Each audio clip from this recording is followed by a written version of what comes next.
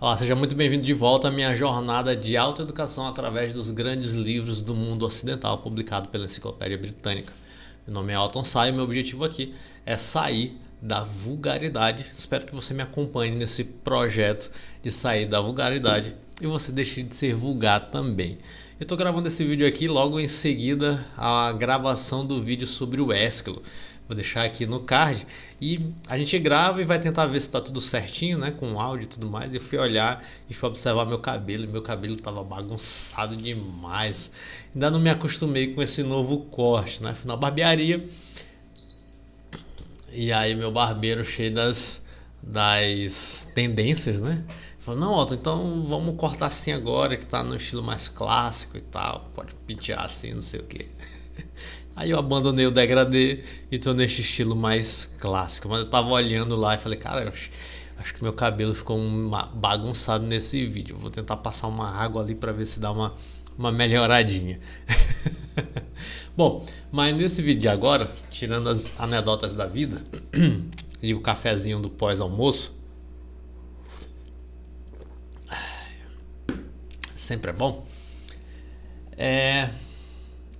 Nós vamos falar na nossa conversa de hoje, nós vamos falar sobre a primeira peça, né, o primeiro teatro e talvez o teatro mais antigo que nós temos conhecimento no nosso mundo moderno, que é chamado As Suplicantes, do dramaturgo Ésquilo. Então nós temos As Suplicantes.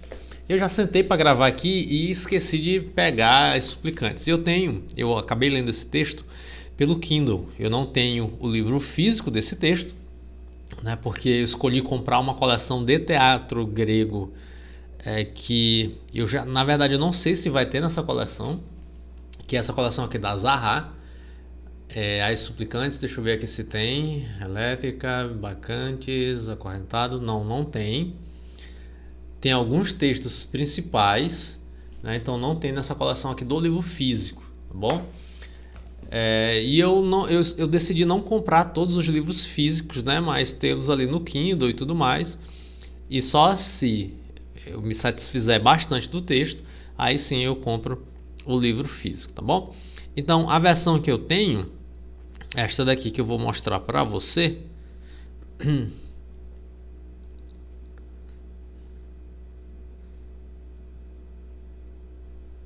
É só abrir aqui o meu Kindle.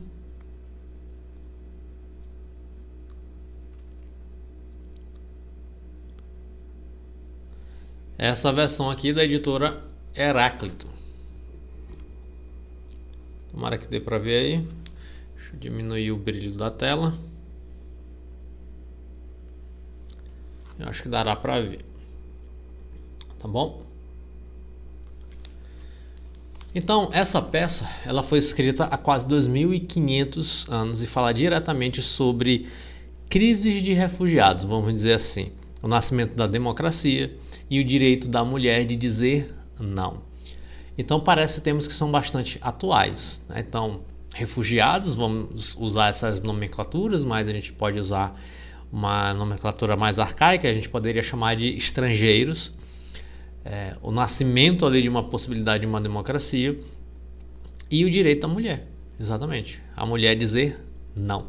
Então parece uma peça extremamente atual. Quando você olha esses temas, você já se depara com essa possibilidade de atualidade dessa peça. Então fique comigo nessa conversa, nesse vídeo de hoje, porque nós vamos dissecar um pouquinho essa obra incrível e descobrir por que ela é uma ferramenta tão poderosa para a nossa autoeducação. Então, antes da gente mergulhar na história, a gente vai analisar algumas curiosidades que tornam As Suplicantes ainda mais fascinante. A primeira curiosidade é esta. Por muito tempo, os estudiosos acreditaram que esta era a peça grega mais antiga que sobreviveu ao tempo. Então, a gente tem uma discussão aí. Então, imagina o ponto zero do teatro ocidental. Nós estamos falando, portanto, do marco, do início. Então hoje, graças ao fragmento de papiro descoberto no século XX, sabemos que ela é um pouco mais recente, provavelmente da década de 460 a.C., mas isso não tira o seu pioneirismo. ela vem de uma fase inicial do teatro, onde o coro ainda era o grande protagonista. As Suplicantes é a única peça que sobreviveu de uma trilogia chamada Trilogia das Dânaides. As outras duas, os egípcios e as Dânaides, se perderam. Isso significa que estamos lendo o primeiro ato de uma saga épica, o que explica porque o final parece um pouco em aberto. Então a gente lê o texto e o final ele realmente parece um pouquinho aberto.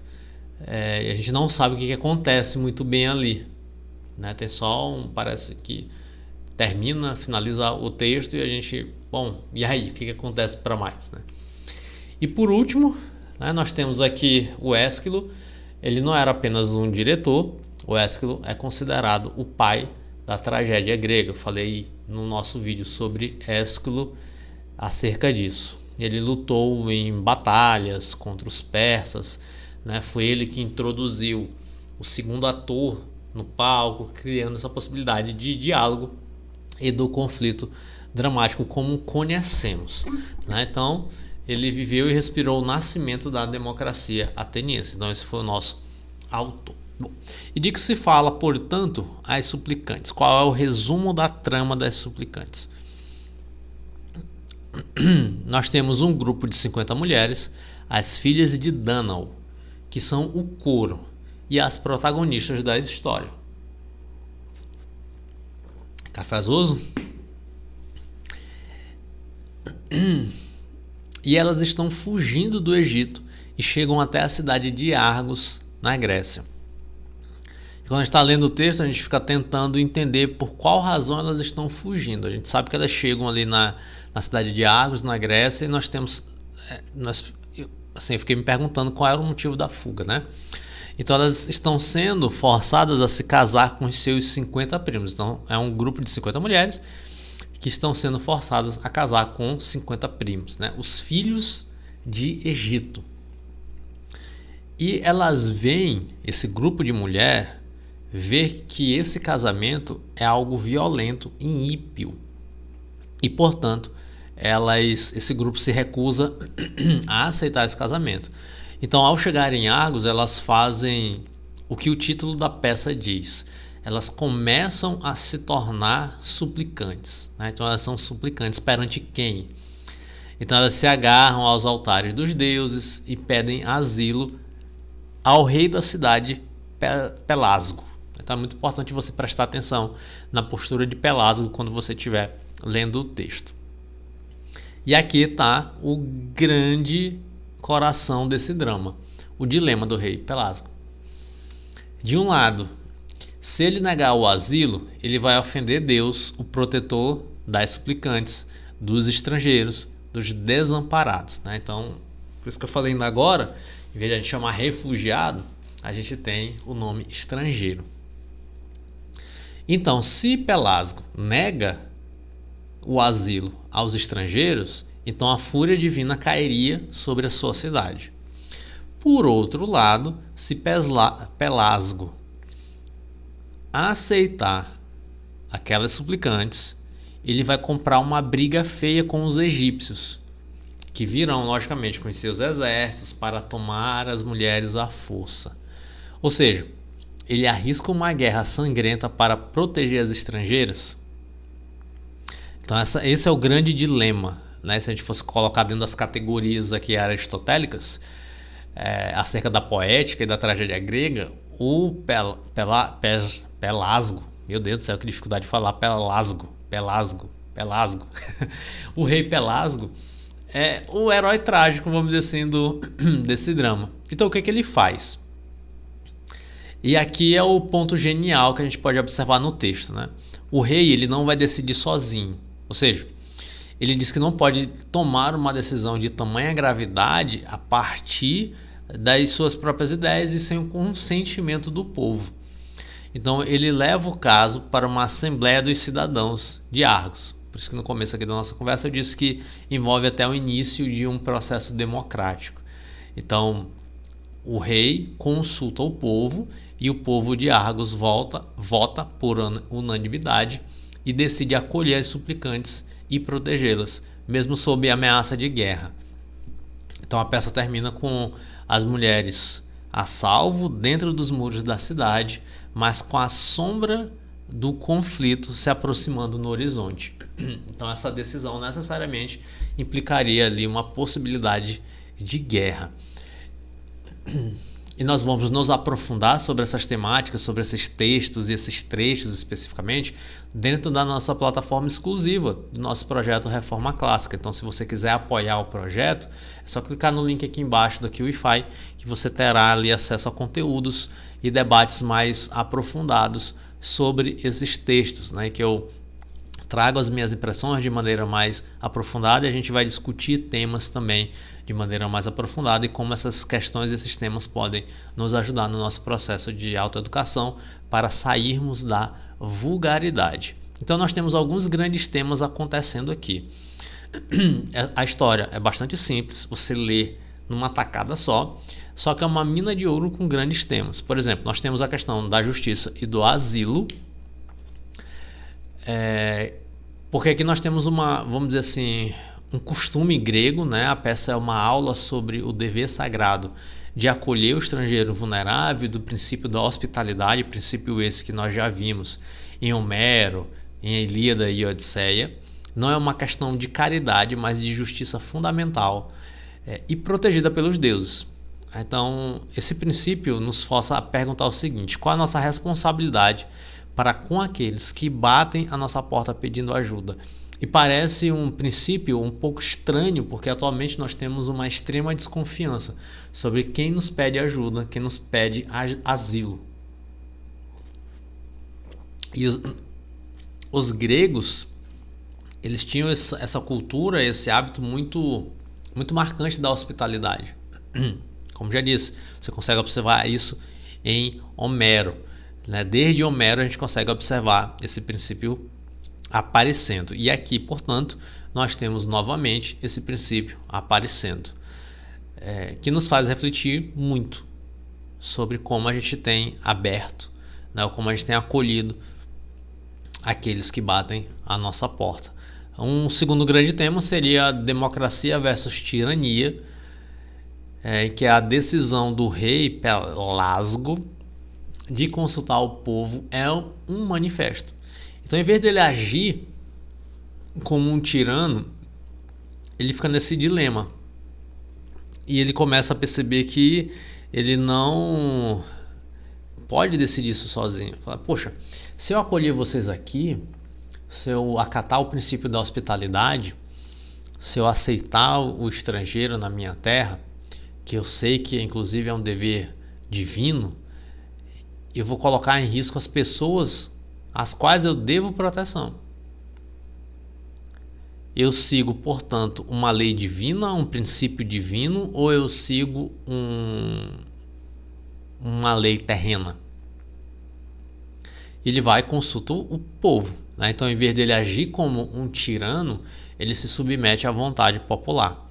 Então, a peça ela celebra meio que esse poder de decisão do povo, né? O voto, a assembleia.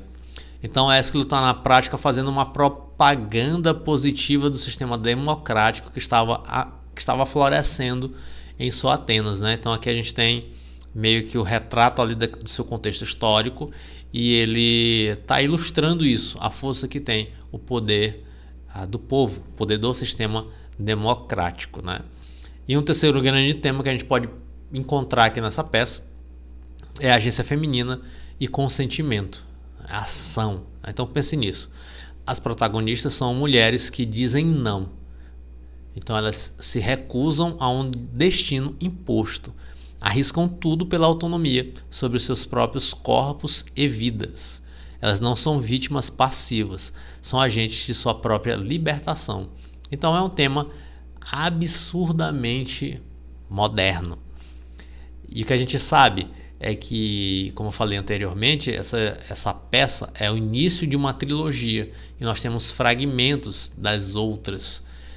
E o que a gente sabe que, talvez eu dê spoiler aqui, mas enfim, é que elas se casam com esses filhos de Egito e elas matam, né? Então elas se casam, elas não conseguem fugir desse destino, mas ao se casarem, elas decidem assassinar os seus maridos.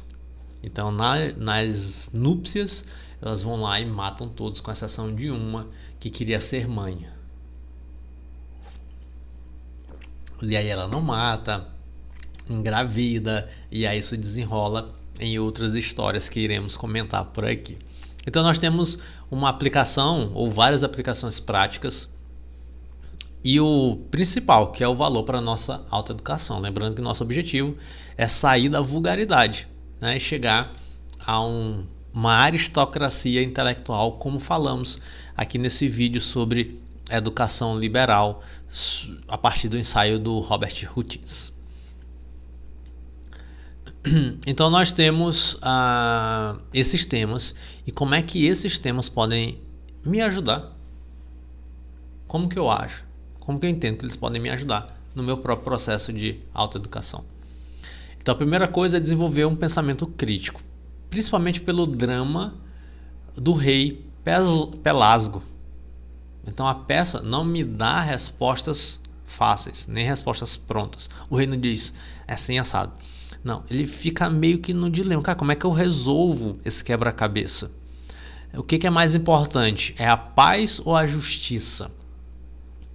Então, se eu estou priorizando a paz, então eu rejeito a súplica delas. Agora, se eu estou voltado para a justiça, então eu acolho esses estrangeiros. Então, a segurança do seu povo ou o seu dever humanitário. Então, aqui nós temos um dilema ético.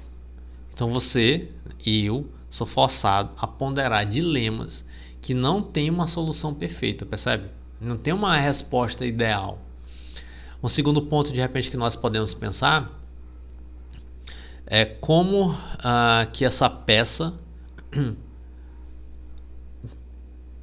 acaba me conectando, como essa peça me conectou com o presente. Por quê? É impossível a gente ler esse dilema de Argos e não pensar, por exemplo, numa crise de refugiados que vemos nos noticiários de hoje. Então a peça nos dá um vocabulário e estrutura moral de 2.500 anos para pensar sobre um dos problemas mais urgentes do nosso tempo. Ela nos mostra que essa questão humanitária de estrangeiro, de refugiado, não é uma questão antiga. Ou que ela não é uma questão nova, né? É uma questão bastante antiga. Um terceiro ponto é que essa peça amplia o repertório sobre a natureza humana. Ao ler os grandes livros, eu não estou só acumulando informação. Eu estou te convidando também a ler os grandes livros. Não é só acúmulo de informação. A gente está construindo, ao ler os grandes livros, um mapa das grandes questões humanas que se repetem ao longo da história. E isso é que é importante para o nosso processo de autoeducação. Entender como o grego antigo pensava sobre justiça, democracia, liberdade, vai dar uma perspectiva muito maior, muito mais ampla para entender o mundo de hoje e, principalmente, entender, pensar de uma maneira mais crítica. Então você percebe que faz parte de uma longa e contínua conversa. Como nós falamos no primeiro vídeo dessa série, nós estamos inseridos em uma grande conversação. E é o fato de a gente ter essa consciência de que estamos inseridos numa grande conversação é que faz com que a gente saia da vulgaridade, né? Que faz com que eu consiga superar a minha própria vulgaridade e ir em direção a uma aristocracia intelectual. Então, As Suplicantes de Ésquilo é muito mais do que uma peça antiga. Esses textos sempre serão um espelho que reflete, por exemplo, no caso de As Suplicantes, o nascimento da democracia, a coragem de quem luta por uma autonomia, no caso das próprias suplicantes, e o eterno dilema, olha só, entre a segurança e a justiça. Por isso, para quem está nessa jornada de autoeducação, a obra é um excelente lembrete de que os textos, os livros que nós estamos acessando aqui na nossa jornada de reforma clássica são portais. Esses textos nos conectam com as mentes mais brilhantes do passado e nos equipam para sermos cidadãos mais conscientes e humanos mais completos. Olha só os temas que falamos e trabalhamos a partir do texto das Suplicantes. E você aí, já leu esse texto? Já leu alguma tragédia grega? O que achou desses temas? Você tinha percebido esses temas, caso você já tenha lido nesse teatro? Né? E qual é a tua opinião sobre o dilema do rei Pelasgo? Deixa aqui no comentário, né? Vamos continuar essa conversa e de maneira mais aprofundada você pode apoiar o canal clicando no link aqui embaixo da QIFI e lá você vai receber um conteúdo sobre as Suplicantes, mas a partir de uma outra perspectiva, não introdutória, mas mais dialética, mais conversada sobre as impressões que eu tive a partir desse texto. Se você está gostando dessa jornada, desse processo de autoeducação, não se esqueça de se inscrever aqui no canal, de dar o like no vídeo e de acompanhar também esse processo de autoeducação através da leitura dos grandes livros. Beijinhos e até o nosso próximo vídeo.